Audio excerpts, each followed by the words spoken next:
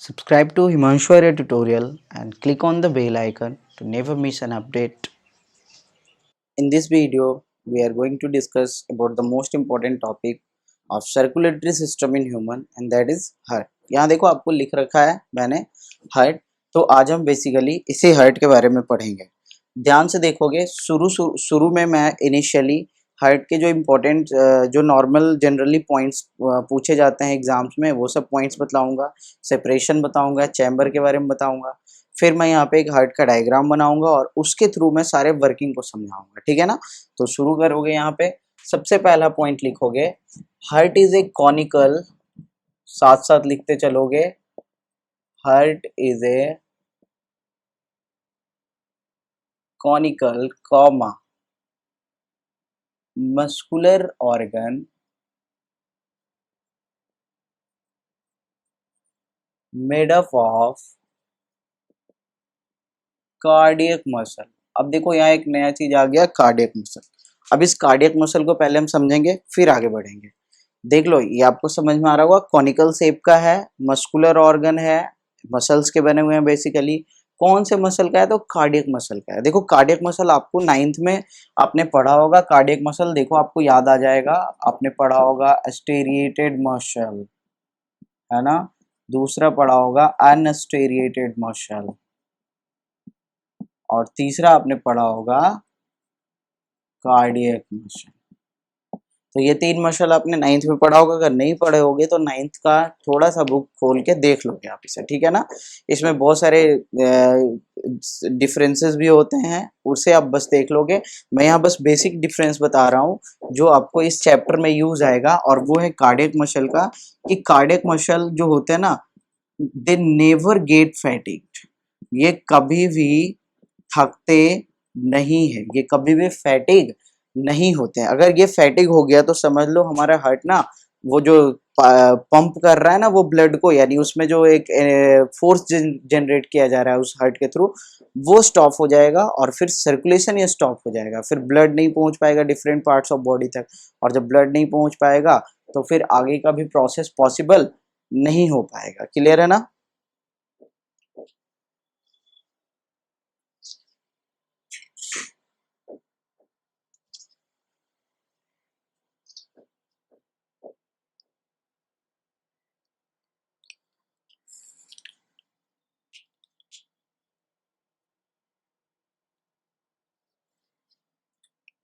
तो यहाँ आपने समझ लिया स्टेरिएटेड मसल क्या, स्टेरिएटेड मसल अनस्टेरिएटेड मसल ये दोनों आप खुद से पढ़ लोगे थोड़ा सा 9th का रिवाइज करके. ठीक है ना. मैंने कार्डियक मसल बता दिया क्योंकि मैं यहाँ कार्डियक मसल का यूज करूंगा क्योंकि कार्डियक मसल का ही ना बना हुआ है हार्ट बेसिकली. चलो तो ये पॉइंट हो गया क्लियर. नेक्स्ट पॉइंट लिखोगे आप it brings about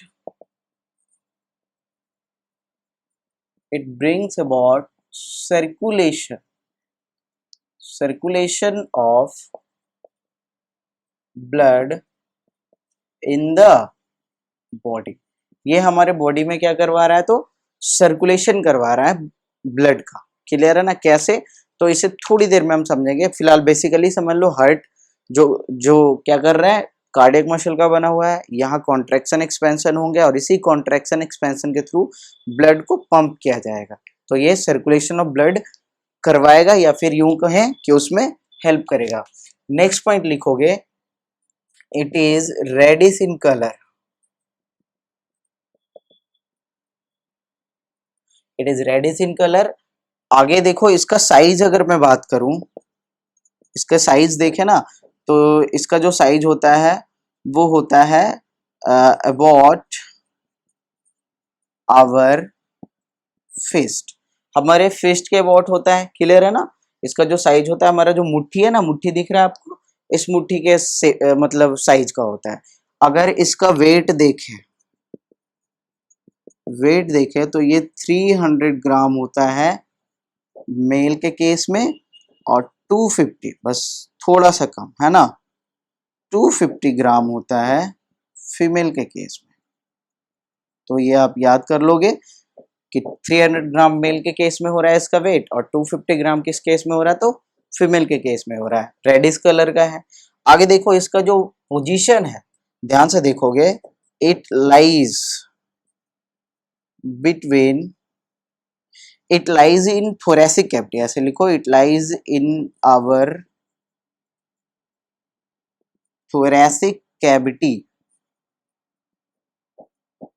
in between two lungs, in between the two lungs, हमारे दोनों लंग्स के बीच में। लेकिन कंडीशन ये है ना कि लेफ्ट वाले लंग्स की तरफ थोड़ा सा टिल्टेड होगा, slightly tilted towards the left lung, left lung की तरफ थोड़ा सा टिल्टेड होगा। वैसे भी देखो नॉर्मली अगर कोई भी पूछता है हार्ट किस साइड में है, तो हम बोलते हैं लेफ्ट साइड में है। So this is the region. ये क्या है, दोनों लंग्स के बीच में थोरेसिक कैविटी में, लेकिन थोड़ा सा लेफ्ट साइड में ये क्या है, टिल्टेड है, जिससे हम बोलते हैं कि ये क्या है, तो लेफ्ट साइड में प्रेजेंट है। आगे देखो, मोस्ट इंपॉर्टेंट पॉइंट इसके बाद समझोगे, इंपॉर्टेंट है एक्चुअली, इसे मैं मिटा दे रहा हूं, ये आप जरूर पढ़ लोगे एक बार, है ना। जो भी पीछे का पॉइंट है ना उसे रिवाइज कर लिया करो। आप ये सोच के मत पढ़ो ना कि आप 10th की प्रिपरेशन कर रहे हो, आप ये सोच के पढ़ो कि आपको आगे भी पढ़ना है, ठीक है ना। इसीलिए जो कुछ भी पीछे का पॉइंट है उसे वहीं का वहीं रिवाइज कर लिया करो, है ना। चलो आगे देखते हैं हम। नेक्स्ट पॉइंट इंपॉर्टेंट है, ध्यान से देखना। ह्यूमन हार्ट जो होता है इज कंप्लीटली पार्टीशन, पार्टीशन मतलब समझते हो ना, बंटवारा, ठीक है ना, डिवाइड कर दिया जाना। Partition into 4 different chambers. अब ये 4 चैम्बर्स में क्या है, तो 2 ऑरिकल्स हैं, या इसी को एट्रिया भी बोलते हैं कहीं कहीं, ठीक है ना। देखो इसे ना आर्टरी से कंफ्यूज मत होना। एक्चुअली पिछले साल क्या हुआ कि क्वेश्चन आया एट्रिया करके, ठीक है ना। मैंने एट्रिया वर्ड यूज नहीं किया था क्लास में, ठीक है, मैं ऑफलाइन पढ़ाता था, ऑरिकल्स यूज करता था, वेंट्रिकल्स यूज करता था। एट्रिया बाई मिस्टेक मैंने यूज नहीं किया, एग्जाम में एट्रिया वर्ड से क्वेश्चन आ गया, बच्चों ने समझ लिया एट्रिया इज द आर्टरी, तो आर्टरी से कंफ्यूज होके और आर्टरी का सारा पॉइंट वहां पे चिपका के चले आए। तो आपको कंफ्यूज नहीं होना है, ठीक है ना। तो ये ऑरिकल्स या फिर एट्रिया हो गए दो, और दो क्या हो गए, तो 2 वेंट्रिकल्स हो गए, यहाँ इसका कोई और नाम नहीं है, ठीक है ना। तो 2 ऑरिकल्स हो गए, 2 वेंट्रिकल्स हो गए। यहीं पे आप देखो कुछ स्पेशल पॉइंट्स मैं बता दे रहा हूँ, उसे याद कर लेना। देखो अब चैम्बर ऑफ हार्ट की बात कर रहे हैं, तो अलग अलग ऑर्गेनिजम्स, जैसे डाइवर्सिटी आपने पढ़ा है, तो डाइवर्सिटी में अलग अलग ऑर्गेनिजम्स के जो चैम्बर ऑफ हार्ट होते हैं ना वो डिफरेंट होते हैं। तो यहाँ देखो मैं एक फॉर्मूला या ट्रिक समझ लो, आप उसे याद कर लेना। ये देखो मैंने लिखा परम, है ना, PARAM, ऐसे याद रखो। P फॉर पाइसेस, पाइसेस किसे बोलते हैं, पाइसेस के केस में जो फीस होते हैं ना, फीस, फीस ही तो आते हैं पाइसेस में, ठीक है ना। The A for amphibian, amphibian समझते हो ना, जिसमें फ्रॉग आते हैं। R फॉर रेप्टाइल्स, ये देखो क्लास है एक्चुअली, तुम्हारे ये क्या बोल रहे हैं, भूल गया मैं। A for apps, and last M for mammals. Clear है ना। तो इतने आपके हो गए। अब देखो एप्स जहां आएगा ना वहां आप समझोगे बर्ड्स की बात की जा रही है। किसकी बात की जा रही है, बर्ड्स की बात की जा रही है। अब यहाँ पे आपको मैंने लिखा क्यों है वो समझ लेना। पाइसेस के केस में जो चैम्बर ऑफ हार्ट होते हैं वो 2 होते हैं, ठीक है ना। 2 मीन्स एक ऑरिकल एक वेंट्रिकल हो गया, ठीक है ना। एम्फीबिया और रेप्टिलिया, इन दोनों के केस में जो होते हैं 3 चैम्बर्ड होते हैं। क्लियर है ना, ऑरिकल 2 लेकिन वेंट्रिकल सिंगल। आ रहा समझ में। अब देखो यहाँ एक एक्सेप्शन है, एक एक्सेप्शन है, इसे यहीं पे हम लिखेंगे, और वो एक्सेप्शन है हमारा क्रोकोडाइल। क्रोकोडाइल के केस में क्या होता है, 4 चैम्बर्ड होते हैं। क्रोकोडाइल के केस में 4 चैम्बर्ड होते हैं। एक्चुअली देखा जाए ना तो 3.5 होता है, 3.5, क्योंकि जो 2 वेंट्रिकल्स होते हैं उसमें एक जो होता है वो अंडर डेवलप्ड होता है, सही तरीके से डेवलप नहीं होता, या यूं को छोटा होता है। तो इसलिए 3.5 भी बोलते हैं। 4.5 बोल दिया क्या मैंने, सॉरी, 3.5 होते हैं, लेकिन हम उसे नॉर्मली कितना पढ़ेंगे, 4 पढ़ेंगे। The next point is apps और मैमल के केस में कितने होंगे, तो यहाँ पे 4 चैम्बर्ड हो जाएंगे। यहाँ पे कितने चैम्बर्ड हो जाएंगे, तो 4 चैम्बर्ड हो जाएंगे। और आपको याद होगा हम लोग पढ़ क्या रहे हैं, मैमल्स ही तो पढ़ रहे हैं, ह्यूमन पढ़ रहे हैं ना भाई। तो ह्यूमन के केस में कितने चैम्बर हो जाएंगे, 4 चैम्बर हो जाएंगे। तो ये पॉइंट आपको क्लियर होगा, ठीक है। आगे देखेंगे यहाँ पे हम नेक्स्ट पॉइंट मैं यहीं पे लिख देता हूँ, ब्लैक से लिखता हूँ। जो ऑरिकल्स होते हैं, ऑरिकल्स जो होते हैं are smaller than ventricles. Auricles जो होते हैं ना, वो वेंट्रिकल्स से छोटे होते हैं, यानी वेंट्रिकल्स स्लाइटली ऑरिकल्स से क्या होता है, बड़ा होता है, ठीक है। इतना आपने लिख लिया होगा, अगर नहीं लिखे होगे तो जल्दी से लिखो, मैं यहाँ इरेज कर रहा हूँ, क्योंकि अभी इसमें बहुत सारे पॉइंट्स पढ़ने हैं हमें। इतना आपने लिख लिया। अब मैं यहाँ पे बताऊंगा आपको सेपरेशन के बारे में, ठीक है ना। यहाँ पे आपने समझ लिया, अब हम देखेंगे सेपरेशन देखेंगे। तो देखो यहाँ बस एक सिंपल सा डायग्राम अभी बता रहा हूँ, फिर मैं एनसीईआरटी का भी डायग्राम बना के और वहाँ पे सर्कुलेशन को समझाऊंगा बिल्कुल ही डिटेल में।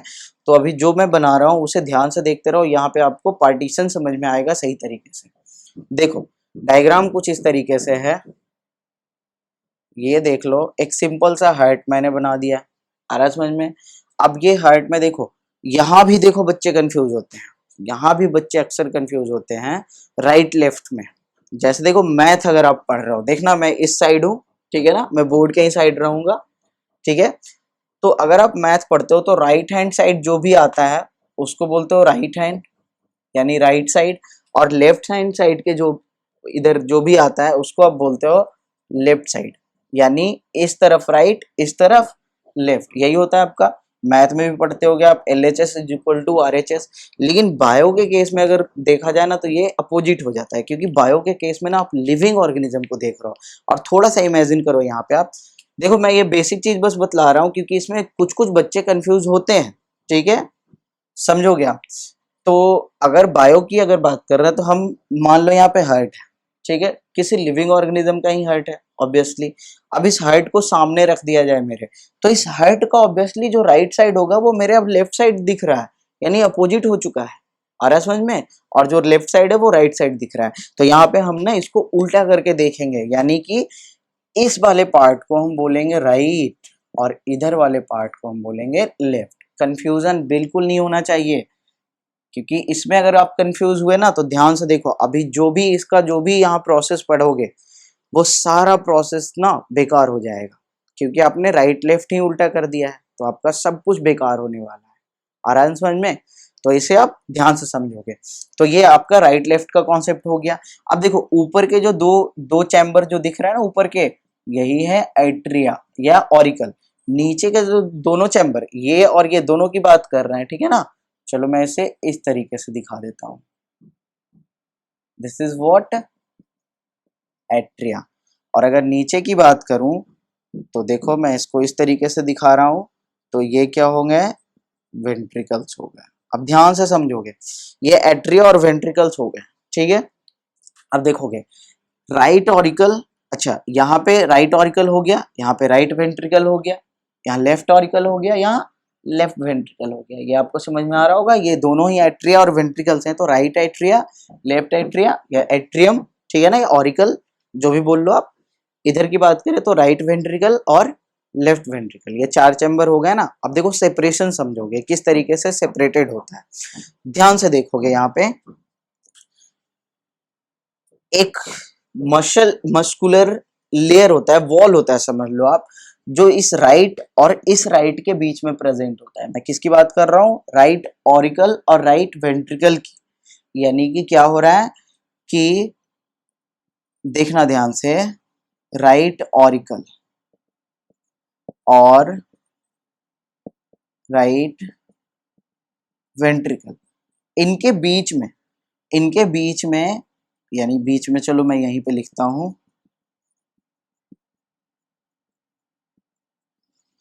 इनके बीच में ना एक सेप्टम प्रेजेंट होता है जिसको हम बोलते हैं इंटर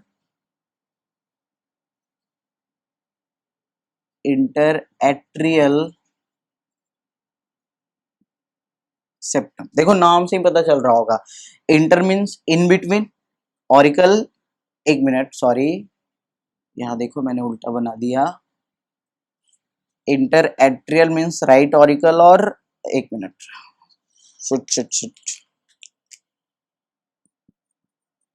लेफ्ट ऑरिकल, ये आप समझो, अब क्लियर है।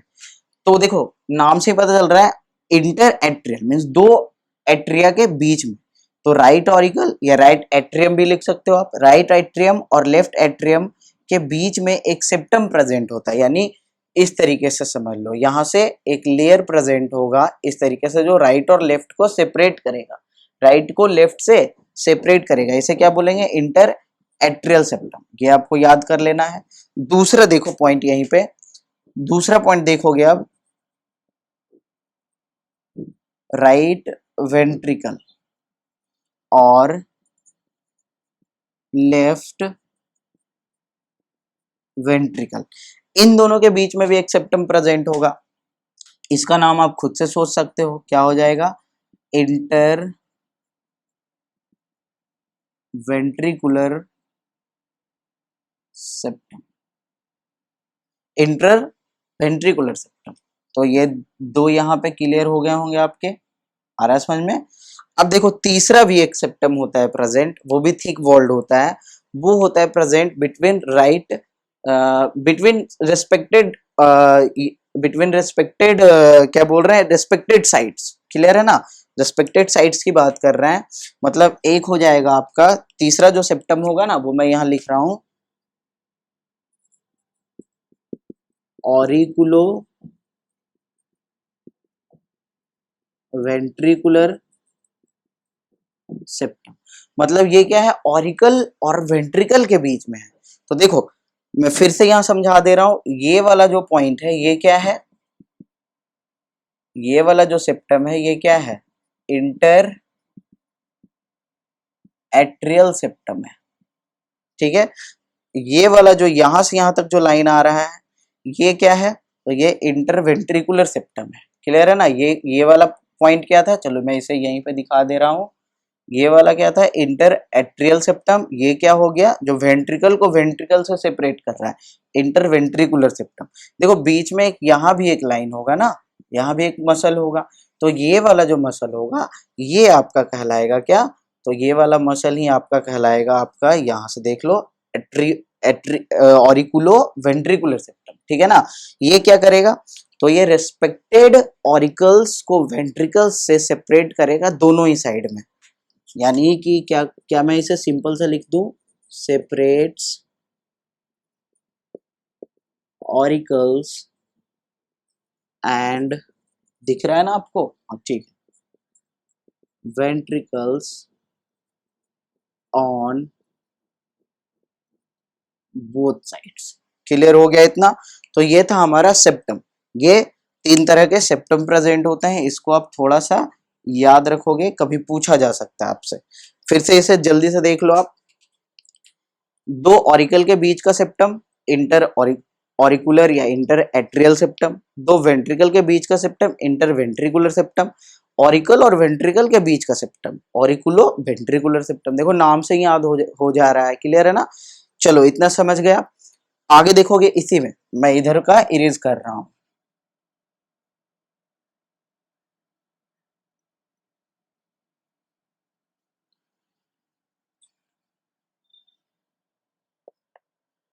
चलो ध्यान दोगे इसके बाद।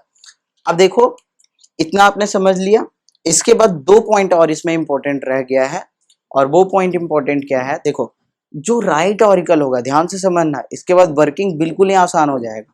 जो राइट ऑरिकल होगा वो राइट वेंट्रिकल में खुलेगा, right auricles opens into right ventricle. देखो मैं यहाँ लिख रहा हूँ इसे, तो इसमें दो पॉइंट लिखना है हमें, पहला पॉइंट लिख रहा हूं मैं, यानी आगे आप पॉइंट बना कहीं लिखते चले जाओगे,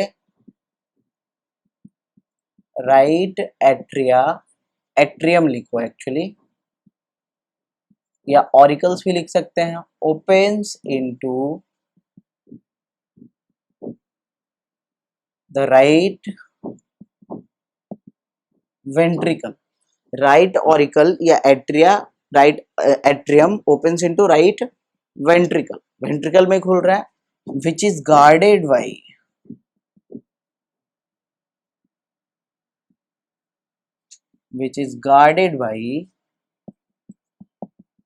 ट्राइकस्पिड वॉल्व। बहुत इंपॉर्टेंट है, सीधा सा क्वेश्चन आएगा 1 नंबर का। राइट ऑरिकल राइट वेंट्रिकल के बीच में कौन सा वॉल्व होता है? तो ट्राइकस्पिड। ट्राइकस्पिड इसे इसलिए बोलते हैं ना क्योंकि इसका अगर स्ट्रक्चर देखो ना आप थोड़ा सा, तो कुछ इस तरीके से होता है। इसका जो स्ट्रक्चर होता है वो कुछ इस तरीके से होता है। मर्सिडीज का साइन बन गया नहीं, तो कुछ इसी तरीके से। देखो इसमें 3 ओपनिंग्स दिख रहे हैं आपको, है ना, 3 ओपनिंग्स या 3 फ्लैग या 3 कस्प्स दिख रहे होंगे आपको। इसी के थ्रू क्या होगा? ब्लड पास करेगा। देखो जैसे ही इसमें प्रेशर पड़ेगा ना, ये तीनों ओपनिंग अंदर की ओर खुल जाएगा। लेकिन अगर मान लो बैकफ्लो होना हो, यानी पीछे की ओर अगर प्रेशर पड़ा, तो फिर ये खुलेगा नहीं और बंद हो जाएगा। वाल्व का काम ही यही होता है। मैंने पिछले भी सेक्शन में पढ़ाया था, याद करो। आर्टरीज में वाल्व था? बिल्कुल नहीं था, क्योंकि आर्टरीज में प्रेशर ही ज्यादा था। वेन्स में थे? बिल्कुल थे। किस लिए था? ताकि बैक फ्लो ऑफ ब्लड को रोका जा सके। तो ये आपको समझ गया, ये आपने समझ लिया ना। आगे एक पॉइंट और इसी में रह गया है, वो लिख लोगे। वो क्या है कि लेफ्ट एट्रियम। देखो एट्रियम बोल रहा हूं, ऑरिकल बोल रहा हूं, सेम है। लेफ्ट एट्रियम ये कहां खुलेगा? Opens into the left ventricle. ठीक है ना। अब यहां पे भी एक गार्ड होगा, विच इज गार्डेड बाई, तो यहां जो है वो है बाइकस्पिड वॉल्व। बाइकस्पिड वॉल्व का आप स्ट्रक्चर समझ ही पा रहे होगे खुद से, सिंपल सा देख लो। ये हो गया, 2 ओपनिंग्स है ना, so this is bicuspid valve and this is tricuspid valve. कहां पे प्रेजेंट है? तो समझ रहे हो ना, राइट ऑरिकल और राइट वेंट्रिकल के बीच में लेफ्ट ऑरिकल, यानी कुछ इस तरीके से। देखो ध्यान से, इधर इस तरीके से ओपनिंग होगा, है ना, और यहाँ पे एक वॉल्व होगा, और एक एक ओपनिंग इधर की ओर होगा, और यहाँ एक वॉल्व होगा। सो this is tricuspid valve and this is, यानी इसे मैं ट्राइकस्पिड वॉल्व लिख सकता हूँ, इसे मैं बाइकस्पिड वॉल्व लिख सकता हूँ। बिल्कुल याद रखोगे आप इसे, तो इतना तक आपको क्लियर हो गया होगा। ठीक है, अब इसके बाद का यहीं पे देखते हैं थोड़ा सा और। ठीक है ना, ध्यान से देखोगे। हाँ, तो इसके बाद हम देखने जा रहे हैं कि ये जो राइट ऑरिकल और लेफ्ट ऑरिकल होते हैं, यहाँ पे क्या होता है कि ब्लड कलेक्ट होता है। ध्यान से देख लो, फिर मैं इसे डायग्राम में दोबारा से समझाऊंगा। राइट ऑरिकल और लेफ्ट ऑरिकल को हम कलेक्टिंग चैम्बर्स बोलते हैं। राइट और लेफ्ट को क्या बोलते हैं? कलेक्टिंग चैम्बर्स बोलते हैं। एट्रिया जो होते हैं ना, एट्रिया, इसको हम बोलते हैं कलेक्टिंग चैम्बर्स। और जो वेंट्रिकल्स होते हैं ना, इसको हम बोलते हैं डिस्ट्रीब्यूटिंग चैम्बर्स। तो ये कलेक्ट करता है और ये डिस्ट्रीब्यूट करता है। आप समझो बात को, कलेक्ट किसको करेगा, डिस्ट्रीब्यूट किसको करेगा? ब्लड को। अब यहाँ पे जब मैं ब्लड बोल रहा हूँ ना, तो आप ब्लड में सब कुछ समझोगे। ब्लड ऑलरेडी मैंने पढ़ा रखा है, ठीक है ना, तो आप सारा चीज समझोगे। प्लाज्मा, आरबीसी, डब्ल्यूबीसी, प्लेटलेट, साथ ही साथ न्यूट्रिएंट्स, वेस्ट प्रोडक्ट, सब कुछ। ठीक है, बस यहाँ पे थोड़ा सा कंडीशन अलग होगा, और वो कंडीशन क्या अलग होगा थोड़ा सा समझोगे। यहाँ पे कंडीशन ये होगा कि राइट ऑरिकल जो है ना, ये ब्लड को कलेक्ट करेगा बॉडी से। कहाँ से? बॉडी से। फिर से ध्यान से सुनोगे, बहुत इंपॉर्टेंट है। जो राइट ऑरिकल या राइट एट्रियम है, वो ब्लड को कलेक्ट करेगा बॉडी से। अब बॉडी से कलेक्ट कर रहा है, तो आप बताओगे यहाँ पे ब्लड कैसा होगा? तो बिल्कुल डीऑक्सीजनेटेड ब्लड होगा। यहाँ पे कैसा ब्लड आएगा? तो डीऑक्सीजनेटेड ब्लड आएगा। मैं बाद में बताऊंगा, अभी बस सुनते रहो आप, मैं बाद में लिख भी दूंगा। लेकिन ये जो लेफ्ट ऑरिकल है, ये ब्लड कलेक्ट करेगा लंग्स से। कहां से? लंग्स से। और लंग्स से जो ब्लड आएगा वो कैसा ब्लड आएगा? तो ऑक्सीजनेटेड ब्लड आएगा। क्योंकि याद करो आप, लंग्स में जाने के बाद क्या हो जाएगा? ऑक्सीजनेशन हो जाएगा ना लंग्स में, कार्बन डाइऑक्साइड ऑक्सीजन का एक्सचेंज हो जाएगा और ब्लड वापस से ऑक्सीजनेटेड हो जाएगा। क्लियर है? तो यहाँ पे ऑक्सीजनेटेड ब्लड आएगा। अब देखो राइट ऑरिकल खुलता कहाँ है? राइट वेंट्रिकल में, अभी तो लिखवा है right auricles opens into right ventricle. तो डीऑक्सीजनेटेड ब्लड कहाँ आ जाएगा? राइट वेंट्रिकल में। और ऑक्सीजनेटेड ब्लड कहाँ आ जाएगा? लेफ्ट वेंट्रिकल में। आ रहा है समझ में? क्लियर है ना? तो यहाँ पे आ गया ऑक्सीजनेटेड ब्लड, यहाँ sorry deoxygenated blood, oxygenated blood. इन दोनों ने रिसीव किया। देखो ना, रिसीविंग चैम्बर, कलेक्टिंग चैम्बर या रिसीविंग चैम्बर सेम चीज। तो एक ने बॉडी से रिसीव किया, एक ने लंग से रिसीव किया, ब्लड को रिसीव कर रहा है ना, तो कलेक्टिंग चैम्बर।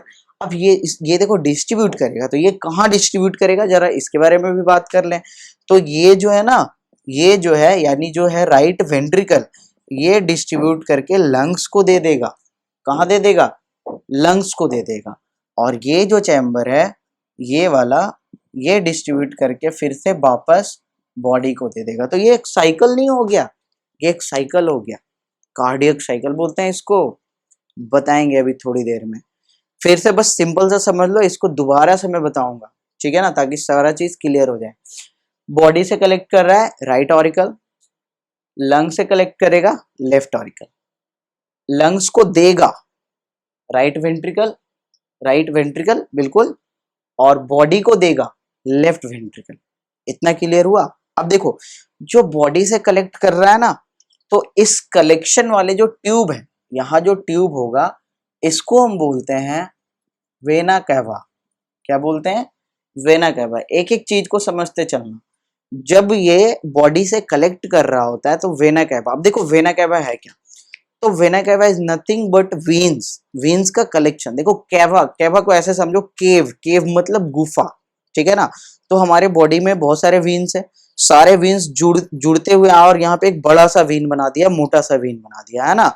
तो इसको क्या बोल रहे हैं? वेना कैवा बोल रहे हैं। अब वेना कैवा में भी दो होते हैं, वेना कैवा में भी दो होते हैं। The first one is, vena cava में दो होते हैं। The first one is superior vena cava and the second one is inferior vena cava। तो वेना कैवा में कितने हो गए? दो, सुपेरियर और इंफेरियर। समझ में आ रहा है ना? बिल्कुल समझते चलना। तो सुपेरियर वेना कैवा मीन्स ऊपर, इंफेरियर मीन्स नीचे, ऐसे समझ लो। बॉडी के ऊपर वाले जो पार्ट्स है ना, वहां से जो ब्लड कलेक्ट करके हार्ट को दे रहा है। हार्ट में किस चैम्बर को? राइट ऑरिकल को, ठीक है। तो इसको हम बोलेंगे सुपेरियर वेना कैवा। और जो हार्ट के राइट चैम्बर को ही दे रहा है, राइट ऑरिकल के ही, लेकिन वो नीचे वाले पार्ट से ब्लड को कलेक्ट करके ला रहा है, तो ये कहलाएगा इंफीरियर वेना कैवा। क्लियर हुआ इतना? तो ये हो गया वीन्स का collection is called vena cava. Next point यहां देखते हैं, देखो ध्यान से, चलो सीरियल नंबर से चलते हैं। यहां से ब्लड यहां आ गया, अब लंग्स के पास जा रहा है। देखो ये मैंने ये आर्टरी और वीन में बताया था, आपको याद होगा। This is what? Pulmonary, artery और वीन। चलो मैं यहाँ पे पल्मोनरी लगा देता हूं, आप आर्टरी और वीन सोच के बताओगे। तो अगर आप नहीं सोच पा रहे हो तो देखो ब्लड कैसा है। तो ब्लड डीऑक्सीजनेटेड है सर, है ना।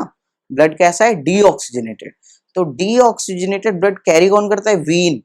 लेकिन जब पल्मोनरी लगाए ना तो उल्टा कर दो ना, कितना आसान है ना आसान। आप सोच नहीं पा रहे थे इतना सा, तो यहाँ पे क्या हो जाएगा? Pulmonary artery. यहाँ क्या हो जाएगा? Pulmonary artery. तो पल्मोनरी आर्टरी ब्लड को कहाँ ले जाएगा? हार्ट के राइट वेंट्रिकल से लंग्स के पास। कौन लेके जाएगा? Pulmonary artery. आ रहा है समझ में? अब देखो लंग्स के पास चला गया, वहां ऑक्सीजन कार्बन डाइऑक्साइड का एक्सचेंज हो गया। अब वापस आएगा कहाँ? लंग्स के पास। फिर से ध्यान देना, अब की बार लंग्स के पास आ रहा है तो फिर से पल्मोनरी में लगा देता हूं, और आगे का आप सोचो आर्टरी और वीन। तो ब्लड को देखते हैं, मुझे भी नहीं पता है कौन सा है, तो ब्लड को देखते हैं, अगर भूल गए हैं तो ब्लड कैसा आ रहा है? लंग से आ रहा है ना।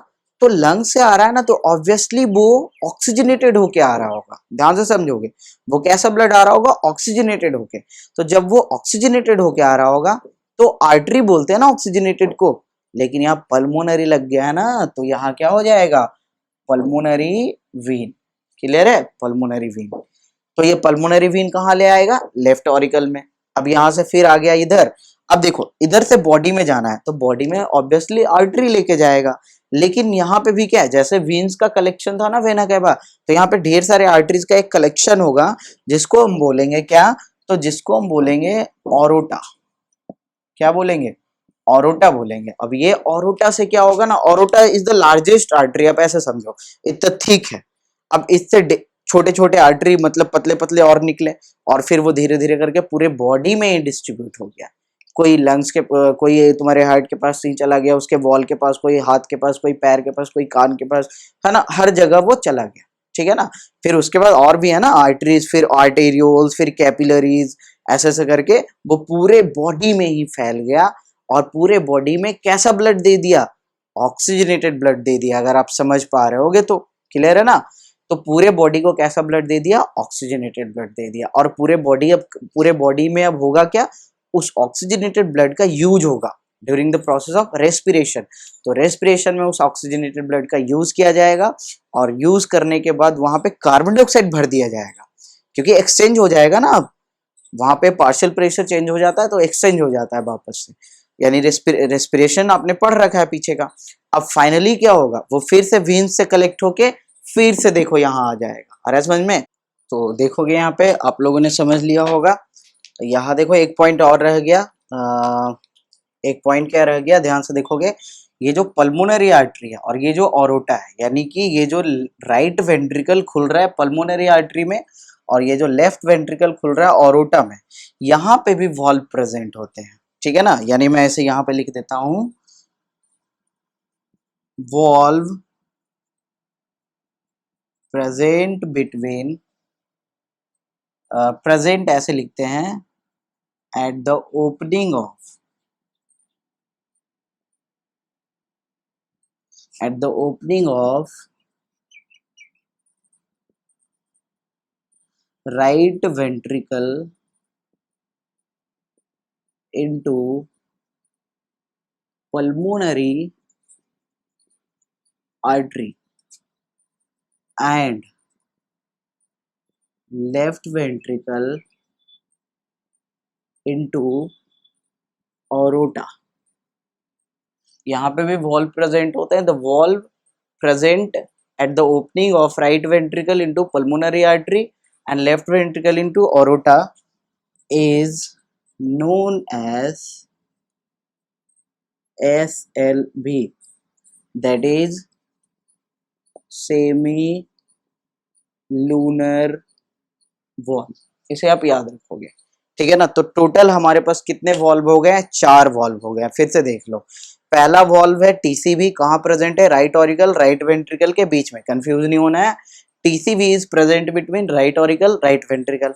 बीसीवी bicuspid valve is present between left auricle left ventricle. तीसरा बिटवीन, ये देखो, राइट वेंट्रिकल और पल्मोनरी आर्टरी जो है इसके ओपनिंग के पास।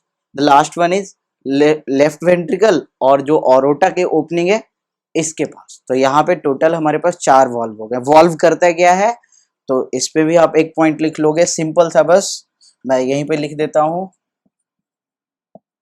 Valves prevent the back flow of blood. Blood के बैक फ्लो को ये क्या करेगा, रोकेगा। तो देखो आज के लिए ना हम इतना ही रखते हैं, लेकिन जाते जाते एक चीज आपको समझा दे रहे हैं। अगला जो हमारा लेक्चर होगा वो बहुत इंपॉर्टेंट होगा, क्योंकि उसमें ना हम वर्किंग देखेंगे, वर्किंग ऑफ हार्ट, हार्ट काम कैसे करता है। उसमें हम कार्डियक साइकिल देख लेंगे, उसमें हम डबल सर्कुलेशन, वहीं पे मैं बताऊंगा जो मैंने आज पेंडिंग रखा था, वो डबल सर्कुलेशन मैं आपको अगले क्लास में बतला दूंगा। डबल सर्कुलेशन जिसमें मैंने बस थोड़ा सा देखो, या फिर शायद मैंने बताया नहीं था। देखो डबल सर्कुलेशन थोड़ा सा समझ लो। यहीं पे यहाँ देखो 4 चैम्बर होते हैं ना, तो एक्चुअल में प्रोसेस क्या होता है, देखो बॉडी से आया ब्लड, लंग्स के पास चला गया, बॉडी के पास नहीं गया, लंग्स से देखो फिर वापस आ गया हार्ट के पास, और अब गया बॉडी के पास। तो हार्ट में कितनी बार आया, 2 बार आया, एक बार डीऑक्सीजनेटेड फॉर्म में, एक बार ऑक्सीजनेटेड फॉर्म में। तो हार्ट में 2 बार ब्लड पास करता है, यानी same blood passes through heart twice before reaching to the tissue of body। Clear है ना। So this is known as double circulation. Double circulation का बहुत ही फायदा है, उसे मैं कल के लेक्चर में यानी नेक्स्ट लेक्चर में बताऊंगा, ठीक है ना। लेकिन यहाँ पे देखो एक चीज और समझ लेना, मैंने यहाँ पे चीजों को सीरियल नंबर में समझा दिया। यहाँ आया, लंग्स में गया, लंग्स से यहाँ आया, फिर यहाँ आया, फिर बॉडी में गया।